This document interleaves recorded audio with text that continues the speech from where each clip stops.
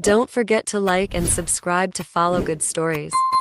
In the previous episode, Damien was overwhelmed with grief, longing for Chloe, to the point where he even considered taking his own life to be with her. Will Damien be able to overcome this pain? Stay tuned for episode 11 of Betrayal of Dignity to find out. The fresh summer gave way to a slow and somber autumn. Under the birch trees, now shedding their leaves, Chloe's solitary grave appeared even lonelier and more desolate. On a walkway, Countwise was inquiring about the list he proposed yesterday. Damien replied mechanically, eliminating the strike leaders won't solve anything. There are valid points in their proposals. Pardon, Your Majesty? But that is not what I wanted to discuss. I meant the list of potential brides for you, Countwise clarified. I see. I've chosen young, intelligent, noble women with excellent educations. It's been half a year already. I believe it's time, Your Majesty. The attendant stood frozen in fear. However, Damien did not scold him, but calmly said, "Why don't you choose a bride for me? I'd be delighted to marry a woman selected by my Prime Minister himself. Surely you must be Jay." "Yes, I am. Don't worry. I'll review the list carefully and choose the most suitable candidate. Please, don't joke about such matters anymore." As they continued talking, Countwise remembered something. "Your Majesty, here, take this." "What is it?" "It's a newly released phonograph and a record containing Julian Gillot's music." Damien questioned, "Did some swindlers trick you into buying something again?" Countwise grimaced. "Your Majesty, he's a merchant from. I bought it because you love Was's music. I hope the music will bring you some comfort." The phonograph played melodious tunes, vividly reminiscent of being at the Woes concert. Damien sat in deep thought, sipping strong wine. The soothing music from the phonograph brought back memories of her. "Damien, I want to dance again. I want to keep dancing with you, and only you. Dance for me." Chloe's voice seemed to echo. In a fit of madness, Damien suddenly smashed the phonograph. "No, that's not the truth. My love, Chloe," he muttered frantically, calling her name as he staggered away. Outside, the sky was gray, and rain poured down like a torrent. Damien stumbled through the rain like a fool, standing before Chloe's grave, dazed. The reality was that she lay beneath the cold earth, buried by his own hands. "No, no, my love, you can't just sleep forever like this," he cried out. With all his strength, he dug into the cold ground with his bare hands. "Chloe, you cannot escape from me," Damien screamed in anguish. "Do you understand? Even in death, you are mine." Driven by his madness, Damien dug through the soil until he touched the coffin lid. Without hesitation, he opened it to satisfy his desperate longing to see his wife. Inside was a corpse wearing a jeweled necklace. The sparkle of the gem seemed to awaken the last bit of his rationality. A wife who had always despised her husband, yet wore the family's jeweled necklace in death. "Your Majesty," a frantic servant ran to Damien with an umbrella. "What has happened? Are you all right?" Damien coldly ordered, "The list. Bring me the list of all the passengers who left that day. Do not miss anyone. I need to check every one of them." The servant appeared frantic. "Why, Your Majesty, do you mean?" Damien clutched the necklace tightly in his hand, a glimmer of hope sparking within him. "Yes. It would be absurd if everything ended this way. Let others think I am mad. I will accept being called insane after verifying everything. I cannot let things end like this. I am not pitiful or a failure. I will prove that even if I spend my entire life uncovering the truth. So, Chloe, I must find out if you are still alive." At the Rose Mansion, a servant reported, "Your Majesty, Gilles has arrived." "Let him in," Damien ordered. Upon seeing the servant, Damien mocked, "Oh my, for someone who has dedicated himself to serving the Lord, you look quite worn out." Gilles remained composed despite the taunting. "Please, allow me to place flowers on Lady Chloe's grave." "Flowers? That might be a bit tricky." Damien smirked malevolently. "Because I have exhumed her grave," Gilles shouted in fury. "You're no longer human. You are a demon." With a swift motion, Damien struck Gilles. But despite the blow, Gilles continued to shout, "You killed her. You pushed her to the brink. Are you satisfied now?" Tears streamed down Gilles' face as he repeatedly called out his mistress's name. "Lady Chloe. Lady Chloe." Damien approached and commanded, "I want to speak to Gilles Watt alone. Leave us." Once the door closed behind the others, Gilles clenched his fists and asked directly, "How do you feel after killing her? You drove her to the edge. Are you happy now?" Damien denied calmly, "No, That is not true. Tears flowed as Gilles looked at him with pure hatred. Then what is that expression? Why are you smiling? The Duke traced his finger across Gilles' face. It seems you truly believe Chloe is dead. What are you saying? Gilles stammered. Damien suddenly laughed, a mad, loud laugh that left Gilles dumbfounded. At least Chloe did not run away with her servant. I always knew my wife was intelligent, Gilles muttered. You've lost your mind. Damien leaned in close and whispered, Gilles, should I tell you a secret? Chloe is not dead. Does that make you happy? Gilles was shocked by Damien's words. He's never lost his sanity before, but now he's truly gone mad, he thought. Gilles replied coldly, denying Lady Chloe's death will not absolve you of your guilt. I will restore her body and cremate her in this. I cannot leave her alone here. Damien laughed dismissively. Do whatever you want. I will bring Chloe back to life. The sky was dark and ominous as Gilles carried Chloe's body from the grave. Damien watched silently through the window. He had hoped meeting Gilles would provide more information, but he realized he was mistaken. Damien's eyes darkened as he thought, perhaps she anticipated everything. She knew I might doubt her death and seek out Gilles. What? That's why she didn't collaborate with him. She wanted to protect her loyal servant at all costs. With a cold gaze, Damien muttered, you succeeded in breaking my heart, Chloe, and made me feel utterly defeated. Chloe, if this is judgment you're passing on me, I will bear it with grace. And if you wish to test my faith, then I willingly submit. But once I have weathered this storm and found you again. A few days later, at the Burt mansion in the territory of Verdier, the study of the Duke was so quiet that only the sound of pen on paper could be heard. The servants stood in neat rows, not daring to breathe heavily. Their faces were filled with worry and anxiety. After a long while, Damien finally put down his pen and raised his voice. So you are the one who sent Chloe's letters as instructed, aren't you? The maid Margaret, trembling, replied, why yes, because the lady was not allowed to leave the mansion, sir.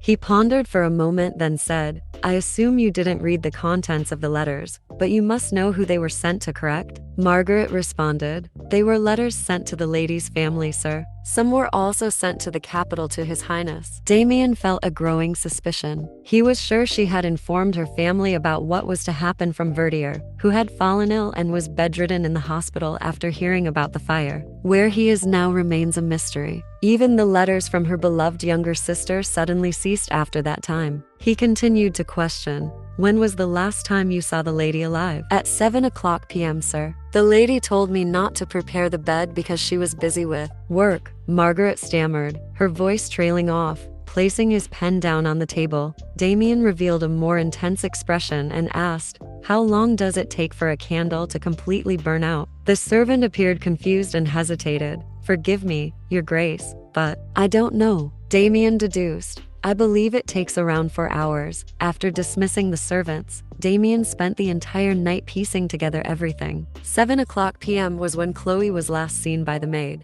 Around 9:00 p.m., she had gone to the storage yard of the cottage to personally check the goods distributed to the poor. The servants weren't there because she had sent them away to do other tasks. After being left alone, she must have prepared everything inside the cottage, and the person who helped her must have been. Damien's eyes grew cold as he looked at the figure before him. It's been a long time, hasn't it, Eliza? Greetings, Your Majesty, Eliza replied. Damien said, I wish to ask question of you, not as the King of Swanton, but as the Duke's her whose umbilical cord you severed at birth. Please proceed, Your Majesty. Where's my wife? Damien asked in a harsh tone. I don't know, Eliza replied. Damien sneered. Are you being honest, Eliza? I would bet my life on it, sir. I'm not foolish enough to misunderstand the character of the person I've raised since they were a child. Damien then laid out his theory. After being expelled from the Burt mansion, the Duchess wrote you a letter of recommendation for a job at a clinic. That means you were a crucial factor in transporting an unidentified body from the clinic to Burt mansion. You've managed things for a long time, so arranging such a situation wouldn't be difficult.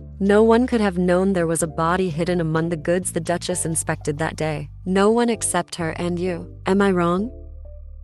Eliza fell silent, facing the man with such remarkable deductive abilities and an intimidating presence. She knew that admitting the truth was her only option. You are correct, sir, she finally said. Damien clenched the piece of paper in his hand, his eyes cold as he spoke through gritted teeth. I'll give you one more chance. Answer my question.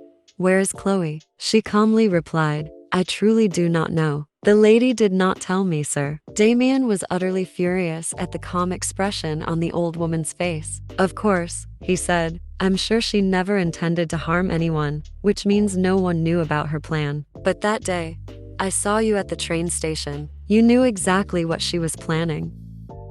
Eliza's expression didn't change at all. She took a deep breath and continued her story. I went to the train station for my own reasons. I had transported the body to the mansion at the lady's request, and I had my own suspicions, just like you. Eliza recalled the moment she accidentally ran into Chloe at the station. Chloe's eyes were filled with panic when she was recognized by someone familiar. The lady tried to flee the moment she saw me, but I stopped her. Eliza had shared her final words with her benefactor, her heart filled with pity and empathy for Chloe's fate. I gave the lady my cloak and hid her face with the hood. Then, I helped her board the train, hoping she would have a safe journey. When Damien finished listening to the story, he sighed deeply. You must have known that she would never come back. Eliza hesitated before replying, Yes, Your Majesty.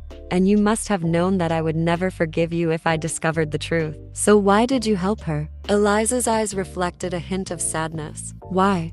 You ask. Do you understand this, my lord? If I were to say it was because I am simply human. Damien stood frozen, stunned in the Duke's study. He stood before the secret cabinet where Chloe had once discovered the full truth about his vile deeds. Pulling the cord beside the cabinet, the door slowly opened, revealing a strange object that someone had placed inside. The sight of it took him completely by surprise. Damien stepped back, covering his face as he burst into maniacal laughter, his laughter growing louder as he continued to stare at the object. Chloe Varia had left the leg brace he had once gifted her inside this cabinet. It was as if she wanted to discard everything related to the Thys family after escaping the house arrest he had imposed on her. She had shattered his mistaken belief that her crippled leg would prevent her from fleeing. She had known, hadn't she? Chloe had anticipated that he would eventually uncover the truth and find his way here. As he recalled the first day they met, he remembered asking her how one could understand others without asking them directly. Chloe had responded by saying that one only needed to understand them naturally. Damien stood there, staring at the leg brace like a man who had been defeated. I thought that was the most nonsensical answer in the world, he mused, yet she understood me better than I understand myself. He reached out, grasping the broken brace and bringing it closer to him, thinking to himself, she placed this broken brace in the secret cabinet. Did she imagine my horrified expression? The anger I would unleash when I found it? Oh, Chloe, he whispered, are you feeling the same thrill as I am right now? Thank you for breaking me, my love. Damien kissed the leg brace, a dark idea forming in his mind. I hope you'll want to see how the shattered pieces of me will once again belong to you. It had been a year since Chloe had left the Thys family. She was now living in a modest house in the city of Genoa, in the southern part of the Cater Principality. A woman's voice interrupted her thoughts. If it weren't for Clay, our Sophie would have run away for real and had 2 kids by now. I'm so glad you're her tutor. Chloe hesitated slightly before replying. Sophie is only 10 years old. The woman laughed. Oh, that's just an exaggeration. She's such a stubborn girl though, but aren't all kids like that? Chloe glanced out the window where a lively and mischievous young girl was playing with her dog. A wave of sorrow washed over her as she confessed, I'm really envious of you, having such a healthy child. The 2 women continued their conversation, not noticing the clouds gathering outside. Suddenly, the woman exclaimed, Oh no, it's raining. Sophie, come inside right now. The rain is getting heavier. She called out to her daughter while muttering about how the girl never listened, oblivious to the pained expression on Chloe's face. As the sound of rain intensified outside, Chloe's ears echoed with the familiar, loving voice of Damien. Chloe, my love. She clenched her fists, her thoughts racing. It's been a year, yet I still feel. She paused, caught in a whirlwind of emotions, before reflecting, perhaps our separation was inevitable. On that stormy night, when I discovered your secret, instead of betraying you, I held on to the belief that everything would be okay as long as I could bear a child. That was why I endured it all, even though it brought me immense pain. But when I lost our child, my last shred of hope was gone. If you had any respect for me, you should have apologized and begged for forgiveness. As soon as we parted ways, my patience with you ended. At that very moment, recalling what I did a year ago, Chloe had placed the leg brace inside the secret cabinet. Her trembling wasn't out of fear, but out of caution. For the first time in her life, she had a burning desire to make him fall into complete despair. That day, Chloe had planned to go to Wynn. She had written a letter to her sister Alice, telling her that she would wait for her at the Wynn post office on their mother's Memorial Day. Anxiously, Chloe thought to herself, "Please, come Alice." Suddenly, she heard footsteps behind her. A man respectfully said, "Duchess Chloe, Lady Alice is waiting for you in front of the Wynn post office."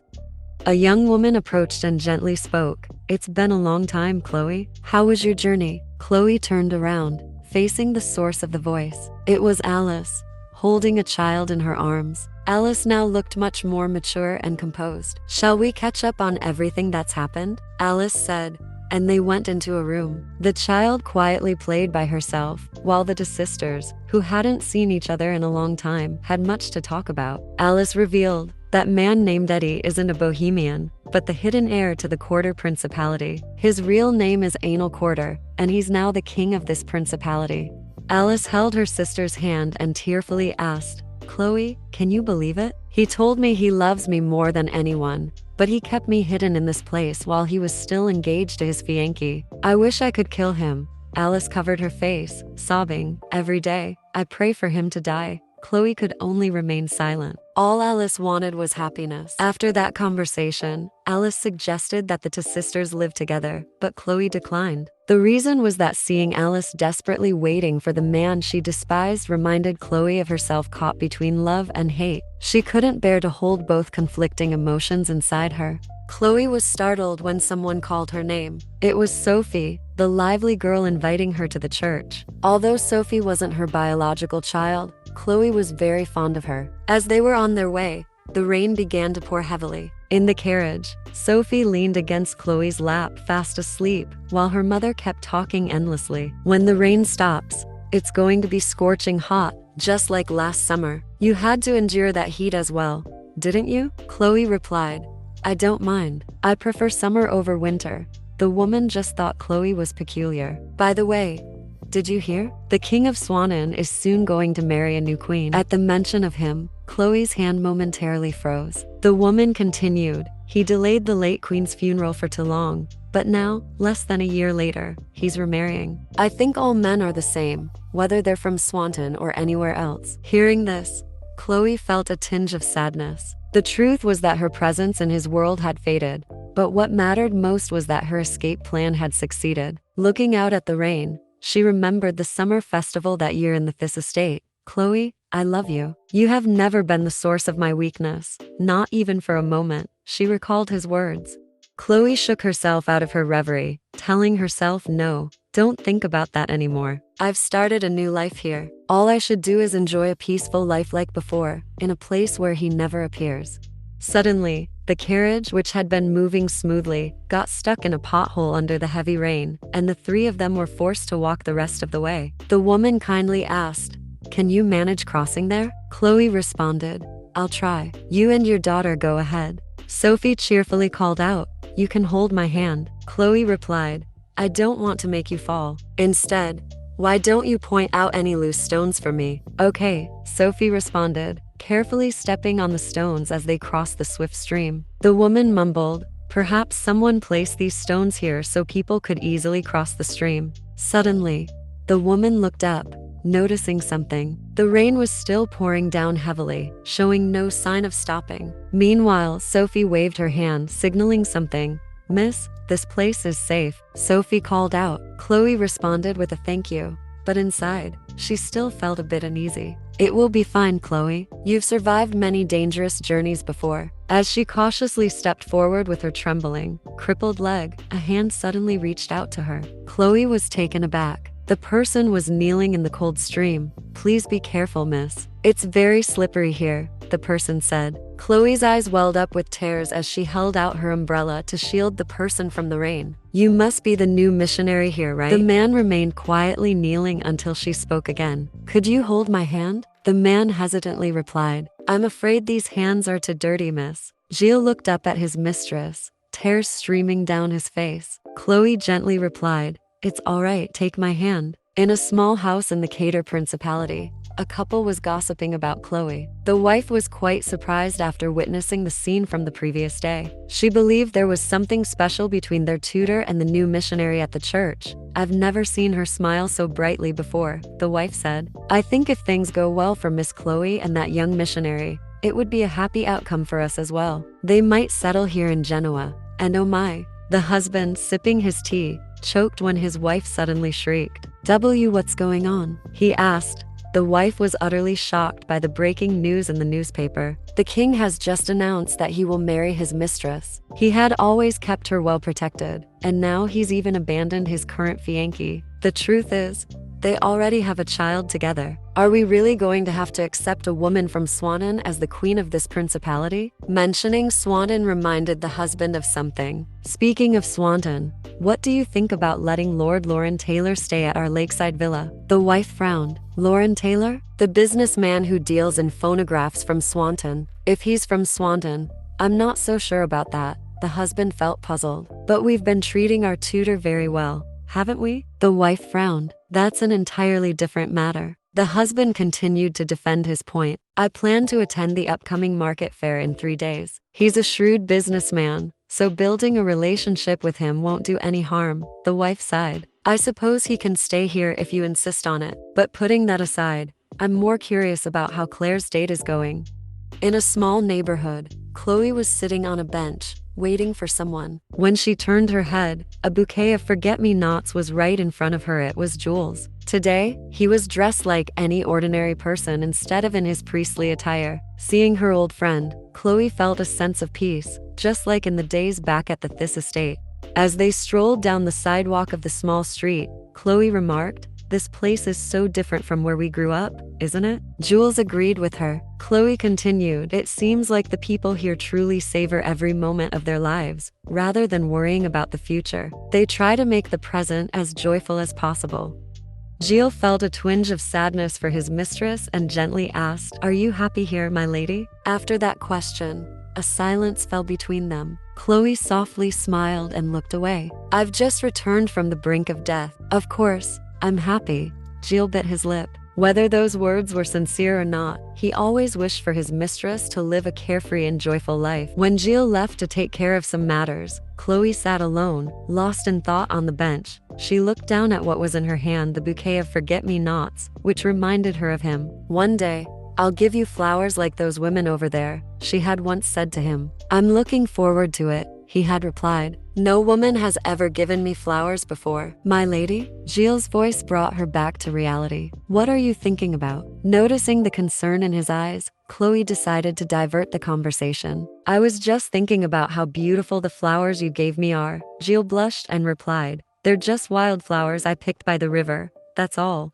Chloe continued, probing a bit deeper. "Gilles, why did you decide to become a missionary? I didn't know you had such a deep interest in theology." Gilles became pensive. "I wanted to understand why people have to endure suffering. I felt powerless when I heard the news of your passing. It caused me immense pain. I couldn't bear the guilt of not taking your hand and running away when I had the chance. I know you once told me that whatever decision you made was your own choice, and that I shouldn't question it, but I never even doubted your death."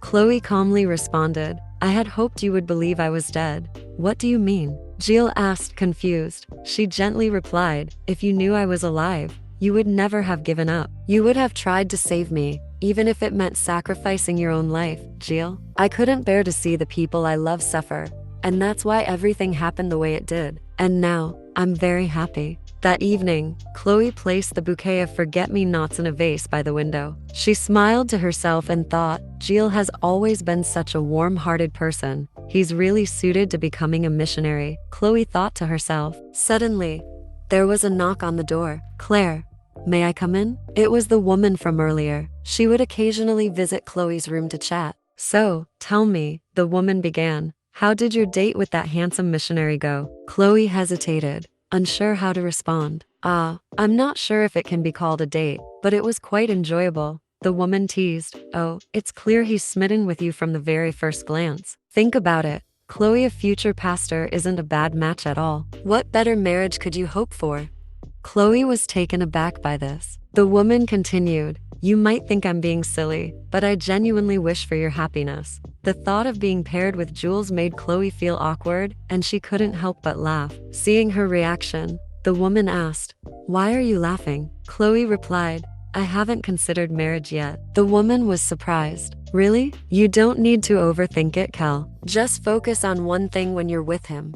Does your heart flutter? If it does, nothing else matters." Chloe found the woman's words amusing and somewhat absurd. "I only ever think about him," she mused. The woman smiled and asked, "Am I right?" Under the flickering candlelight, Chloe hesitated before saying, "Yes, I think you're right." A few days later, Sophie was showing off her new dolls from the fair to Chloe. The three of them were waiting for Sophie's father to return to their meeting point. Unable to wait any longer, the woman asked Chloe to watch over Sophie while she went to find her husband. The two of them stood by the fountain for quite some time without seeing them return. Suddenly, Sophie exclaimed, "Miss Claire, look at this. It's so beautiful." Chloe agreed with her. "There's a painting of a forest inside. What kind of tree is that?" Sophie asked. Chloe fell silent for a moment before replying, "That's a birch tree." Sophie repeated, "A birch tree?" Then, as if discovering something, she exclaimed, "Oh, this must be a music box. Do you think it plays music?"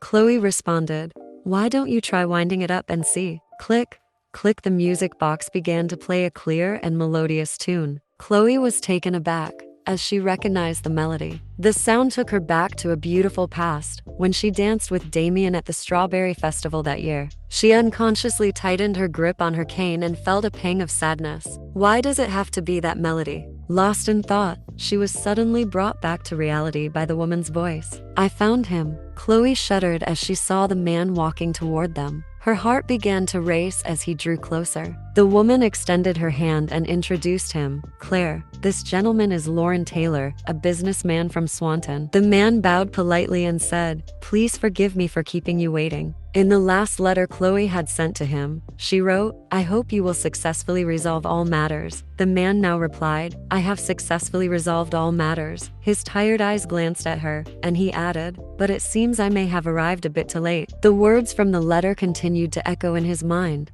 "And may I soon accompany you. I love you, Damien." And so ends part 2 of the series Betrayal of Dignity. Damien has found Chloe in the Quarter Principality. Will the two be able to reunite? Please like and subscribe to support the release of part 3 of this series.